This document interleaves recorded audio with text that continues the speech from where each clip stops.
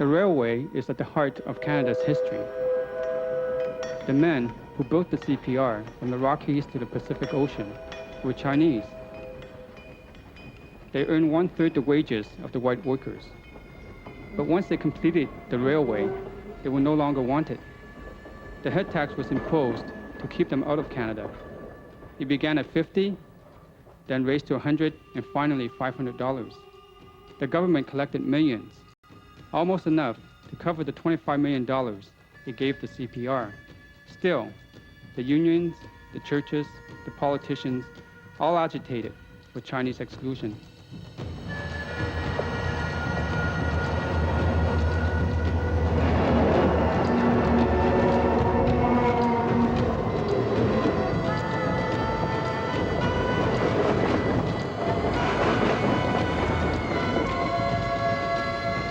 I can picture my father taking the train across Canada on his trips back to China.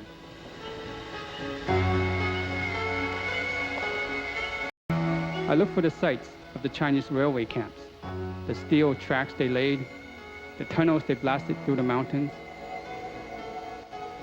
What do I hope to find among the long-lost spirits of the Chinese railway workers?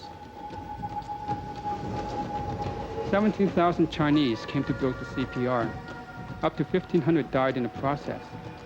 Legend has it, one Chinese worker is buried under each mile of track through the Fraser Canyon.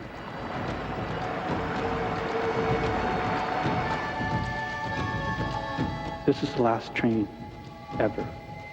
Next week, I must leave by Greyhound. Not that I care. The CPR is not my father.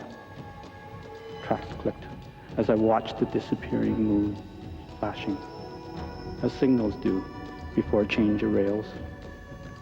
The cool breeze whips by, and every mile I see Chinese workers hitching girders, sometimes solitary, sometimes blood splattered, sweating and singing, while the moon shines a spotlight on them.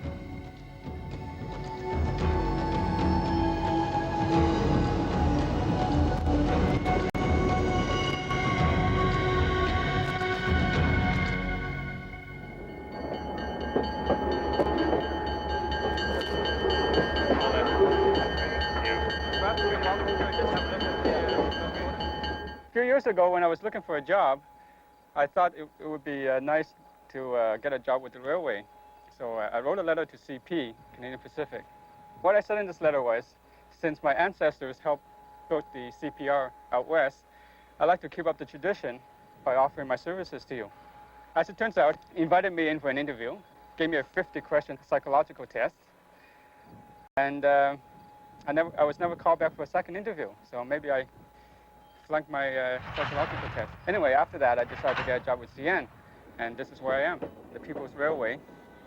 Well, I think my father would be quite proud of the fact that I'm an engineer today, and probably working with the railway, because he always thought the railway, because of the whole mystique of the CP, to be a very important aspect of Canadian industry.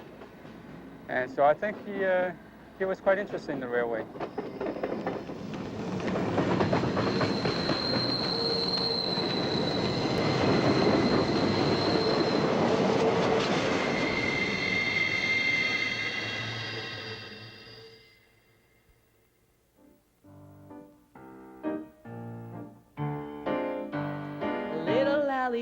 Chong sailed away on a liner Sakoshe to his home port far away.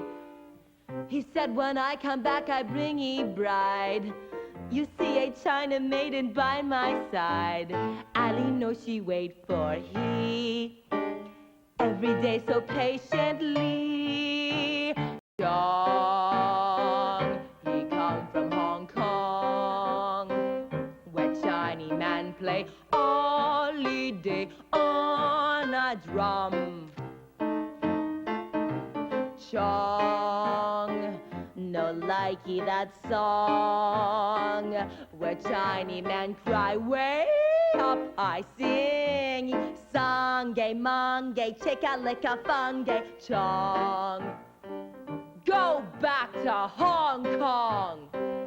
I betcha he'd teach his China girl how to dance like a trance. Teachy peachy American song all day long to his China girl in old Hong Kong.